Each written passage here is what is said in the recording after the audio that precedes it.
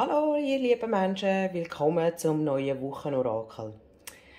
Letzte Woche musste ich passen, ich war krank, darum freue ich mich umso mehr, wieder mit euren Karten zu schauen. Das Mal gehe ich etwas anders vor, ich habe eine Karte gewählt und werde jeweils pro Stapel intuitiv Karten dazu wählen. Welchen Stapel spricht dich an? Wir haben den Stapel 1 mit den pinkigen Geranien, den Stapel 2 mit den weißen Geranien und den Stapel 3 mit den lachsfarbigen Geranien. Wähle ganz intuitiv aus, schau, ob es dich anspricht. Wenn es dich anspricht, dann freut es mich sehr, wenn du mir einen Daumen hoch gibst oder mich auch abonnierst. Und wenn es nicht stimmig ist, dann lass die Energie gehen und ich würde mich freuen, wenn du beim nächsten Mal dabei wieder bist. Hallo zum Stapel Nummer 1 mit den pinkigen Geranien. Schauen wir mal, was sich da für eine Energie darunter versteckt. Da ist die Distanz.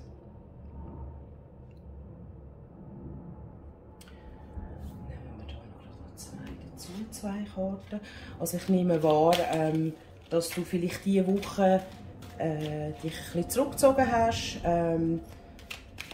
Irgendetwas hat dich dazu gebracht, dass du in dich gekehrt bist, aber der Mensch auf dem Hügel zeigt auch an, dass er in den Himmel schaut und der Himmel auch helle Seiten hat. Amigs muss man sich auch zurückziehen, um eine Lösung zu finden.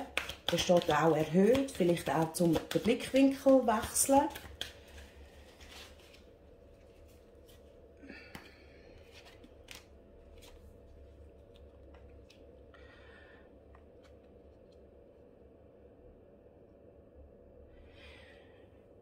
Wir haben hier zwei Kelchkarten, 9 von der Kelch und 10 von der Kelch. Die Kelch sind aus dem Tarot. Kelch steht für Gefühl. Also ich nehme wahr, dass du um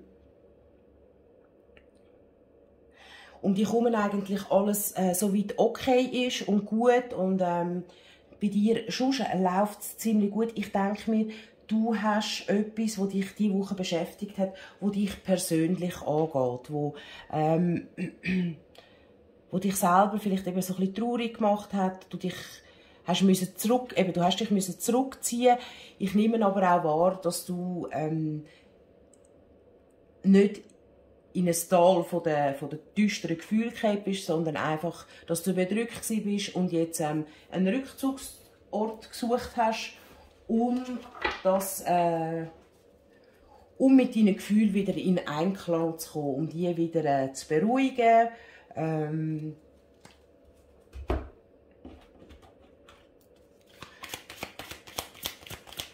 dann mal ein bisschen schauen.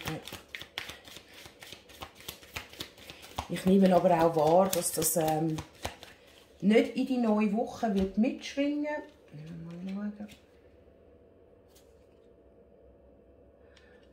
Also, in der neuen Woche musst du einfach Mut haben, um das, was du aus der Distanz oder aus einem anderen Blickwinkel erkannt hast, dass du das auch umsetzen tust. Vielleicht musst du auch über deinen eigenen Schatten springen, um diese Veränderung anzuholen.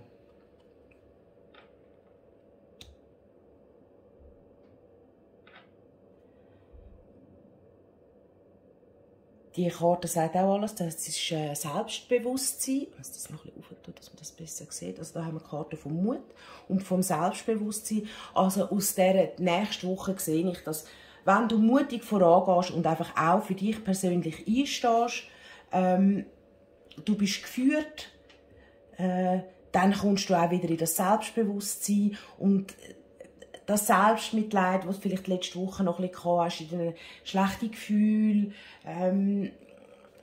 wo sich dann auf den Tag ausgewirkt hat. Und das ist halt so, wenn man nicht gut gelaunt ist, dann schüttet man das aus und kommt natürlich das auch wieder zurück über. Aber du kannst frohen Mutes das, was du dir in den Gedanken erarbeitet hast, tu doch das auch bitte umsetzen, weil das führt dich wirklich auch in das Selbstbewusstsein und auch in die Sicherheit, dass es gut kommt. Also ich nehme wahr, dass die Gefühle, die letzte Woche noch ein bisschen durcheinander waren, konfus, wo du dich auch zurückziehen musst, sich die nächste Woche beruhigen werden, wenn du mutig bist und etwas Neues umsetzt oder etwas veränderst, wo dich aus dieser traurigen Lage wieder rausbringt.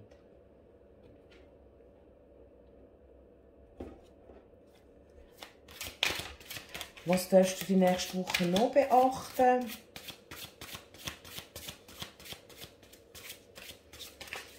Also ich nehme wirklich wahr, dass die nächste Woche eine gute Woche wird, eine angenehme Woche. Du weißt, was du willst. Es ist dir ziemlich klar. Es ist nicht so ein bisschen verschleiert wie diese Woche. Die nächste Woche gehst du wirklich positiv an.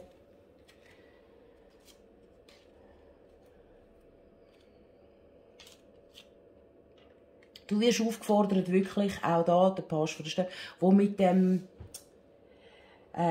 Lupe geht Details anschauen, vielleicht auch etwas ganz Neues erkennt, eine neue Erkenntnis macht die nächste Woche, wo einfach offen ist, um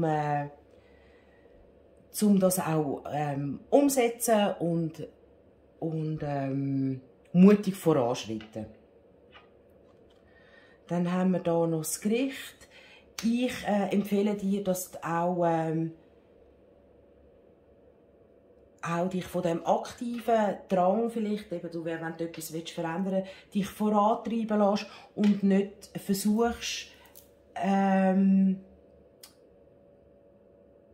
zurückzugehen in die wirre Gefühlswelt, sondern wirklich dich auf dein Bauchgefühl hörst, nicht auf den Verstand, sondern wirklich dein Bauchgefühl walten lässt. Vielleicht kommst du auch vom Bauch oder von deiner Intuition kommst eine neue Idee über und das wird dir sehr viel Selbstbewusstsein geben und auch einen klaren Blick für die nächste Woche. Also wenn die letzte Woche so verschleiert war, wird die nächste Woche einen klaren Blick bekommen. Lass aber wirklich auf dein Bauchgefühl und lass an den Verstand ein bisschen zurückgehen. Wir hier noch so eine Karte, eine letzte Karte würde ich noch gerne dazu nehmen.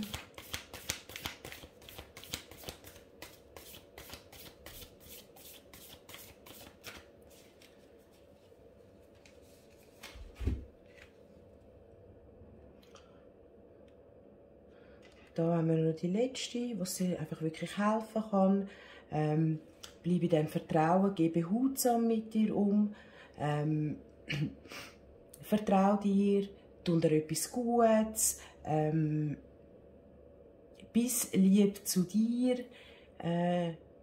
Geniesse eine schöne Woche. Es sollte ein sehr schönes Wetter sein.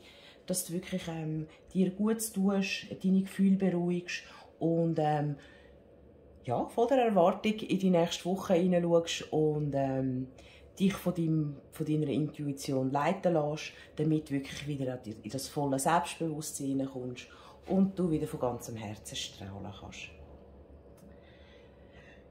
Ich hoffe, es hat dich angesprochen. Wenn es dir gefallen hat, gib mir doch einen Daumen gegen rauf. Und wenn du Lust hast, schaust du noch die anderen Stapel an. Und sonst sehen wir uns die nächste Woche. Bye bye!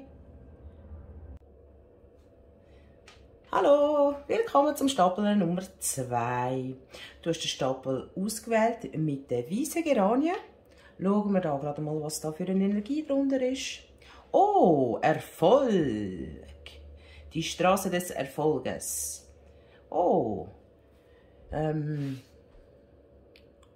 schönes Gefühl. Es fühlt sich gut an, wenn man etwas natürlich erreicht hat. Dass du vielleicht letzte Woche etwas abschliessen oder hast einen positiven Bescheid bekommen. Also ich nehme wahr, dass deine Woche sehr, sehr schön war, gut ausgeglichen. Was da schon noch dazu kommt.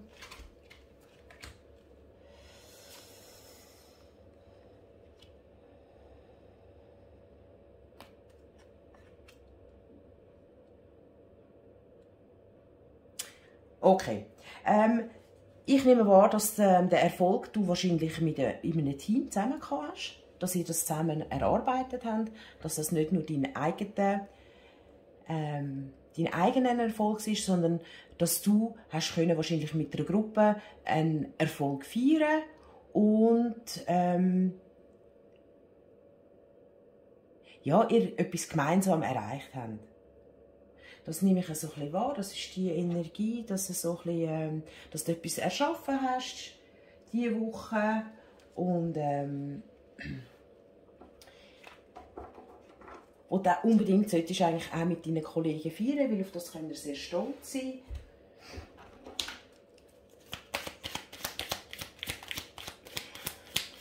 Also ich nehme wahr, dass es dir gut geht, dass du zufrieden bist, dass du auch sehr geerdet bist. Und ich nehme wahr, dass du auch so erfolgreich bist, weil einfach auch das schöne Wetter endlich da ist und du ein Sonnenkind bist. Das nehme ich wahr. Schauen wir an, so was ich die nächste Woche dich erwartet. Okay, Wandel und Leidenschaft. Also, für mich sieht das wirklich so aus, die Erfolgswelle schwingt für dich die nächste Woche noch weiter.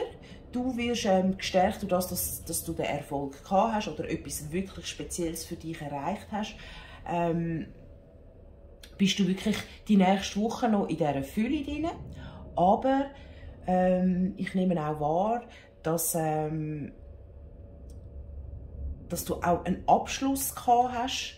Eben, ich denke, wenn man in einer Gruppe etwas erreicht und jetzt einen Abschluss erreicht hast und wenn ein Ende kommt und ein Neuanfang, dass du auch in einen Wandel kommst, vielleicht, dass du auch überlegen musst, wie will ich gerne weitergehen. Nutze aber die Energie von dieser von dieser Woche für die nächste Woche, der Power, den du von dem Erfolg gehabt hast, dass du dann auch weiter mitnimmst in die neue Woche und dann wird es dir gut gehen, auch in der Partnerschaft. Das wirkt sich auch auf die Partnerschaft aus. Du strahlst das aus, dass du sehr zufrieden bist und dein Gegenüber nimmt das dankend an. Wenn du keinen Partner hast, wirst du merken, dass die Liebe auch dir selber gilt, die Selbstliebe. Du kannst sehr zufrieden sein mit dir und dann geniesse es auch mal. Geniesse es, dass du etwas erreicht hast. Geniesse es, dass du zufrieden sein mit dir selber. Ich nehme da wirklich eine starke, powervolle Energie wahr. Nutze das für die neue Woche und geniesse es. Ups.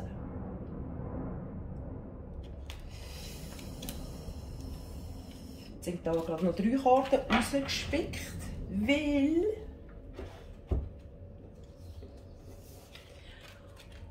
und so ist einfach das Leben. Also hat man jetzt schon gerade einen weiteren Ausblick gegeben.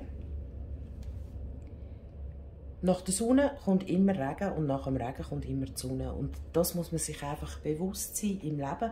Nach dem Erfolg kommt einfach auch wieder die Niederlage. Darum sollst du es auch geniessen, wenn es dir gut geht. Weil es gibt mir schon ein bisschen einen weiteren Ausblick.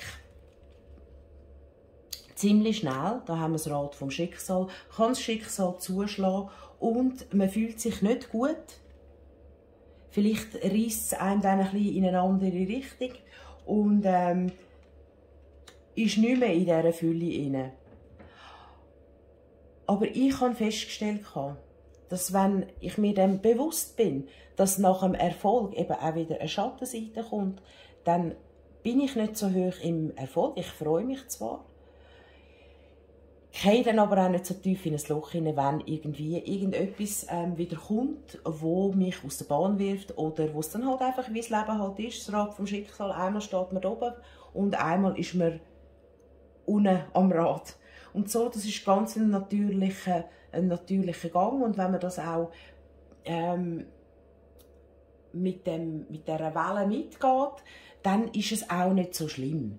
Dann kann man sich auch wieder besser fangen und findet dann wieder besser zu sich selber.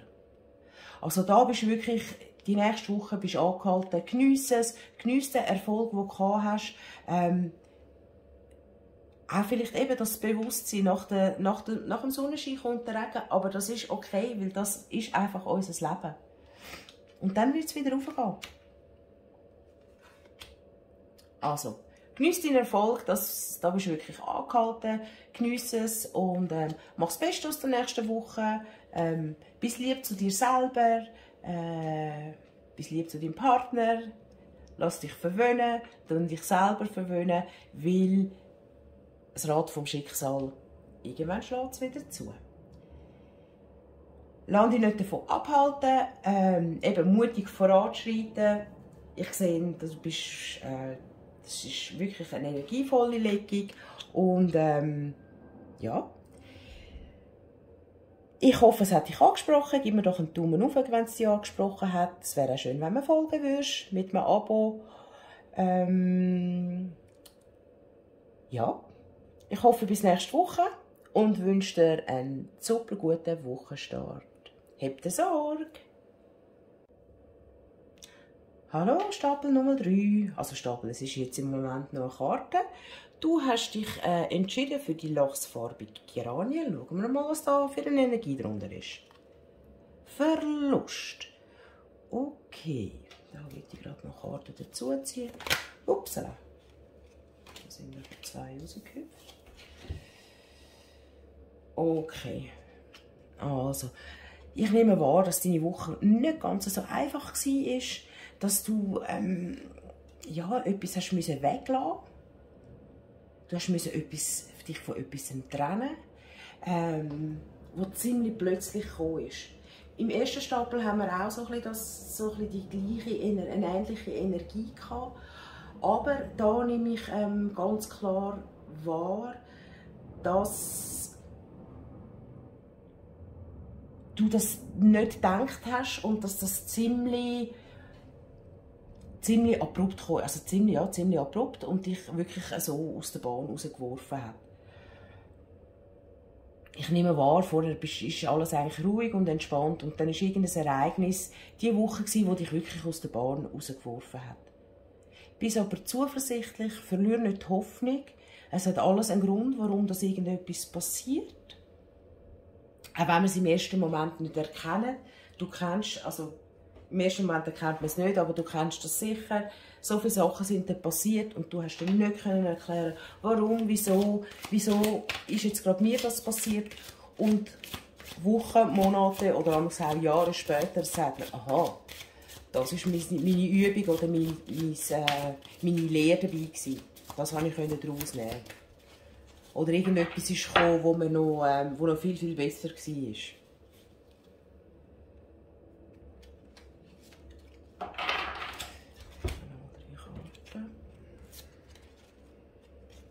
Ja, also da nehme ich wirklich einen starken Verlust wahr. Es könnte auch also ich nehme wahr, dass es wahrscheinlich eher ein emotionaler Verlust ist, also wo nicht materieller Verlust, sondern wirklich, dass dir etwas verloren gegangen ist, wo dir wirklich sehr am Herzen ist. Es könnte auch eine Beziehung sein, die zu Ende gegangen ist, wo man jetzt sehr traurig, sehr verletzt ist und Gedanken oder beziehungsweise ja, die Gedanken in das Herz hineinstechen und einem total am Boden hauen. Aber auch da kommt wieder, verliere nicht die Hoffnung, verliere nicht den Mut. Es wird alles wieder besser kommen, damit du dich wieder wohl geerdet und auch wieder die Hause ankommen fühlst. Es ist ein Verlust, du hast Herzschmerzen, vielleicht jetzt noch, aber die neue Woche zeigt, geh mutig voran, bist auch lieb mit dir. Wenn du vielleicht ein Tier hast, geniess die Zeit auch mit deinem Haustier, geh in die Natur raus und bist im Zweigespräch auch mit dir selber. Lass deine Gefühle zu, tun sie nicht unterdrücken, tun die mal richtig ausbrüllen, tun mal richtig schreien, lass das raus und wenn es draussen ist, dass du einen Schlussstrich ziehst und dass du wieder einfach auch wieder die guten Gedanken zulässt, dann die guten Gedanken bilden ja den nächsten Tag, den nächsten Tag, wo deine Realität ist. Und ich nehme wahr, dass die nächste Woche du dich wieder ein bisschen leichter fühlen, nicht mehr ganz so schwer.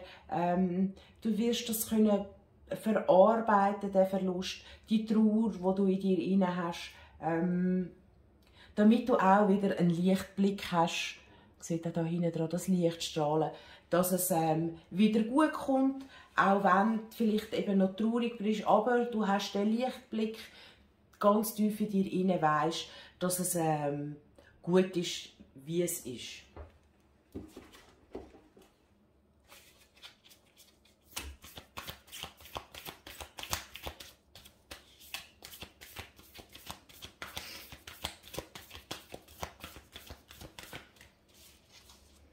Ich kann mir auch noch vorstellen, dass es wirklich so ist. Ich kann mir wirklich vorstellen, dass du dich nachher auch wirklich von dem, wo du da den Verlust hast, dass du dich nachher wirklich besser fühlst. Ja? Und da kommt die Karte noch zum Schluss, Liebe annehmen.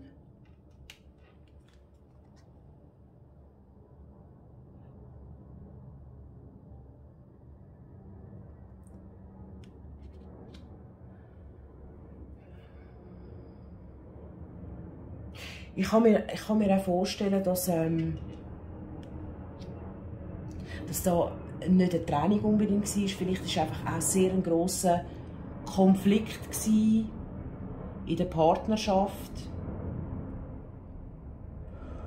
Und dass sich das die nächste Woche auch wieder ein bisschen klären wird.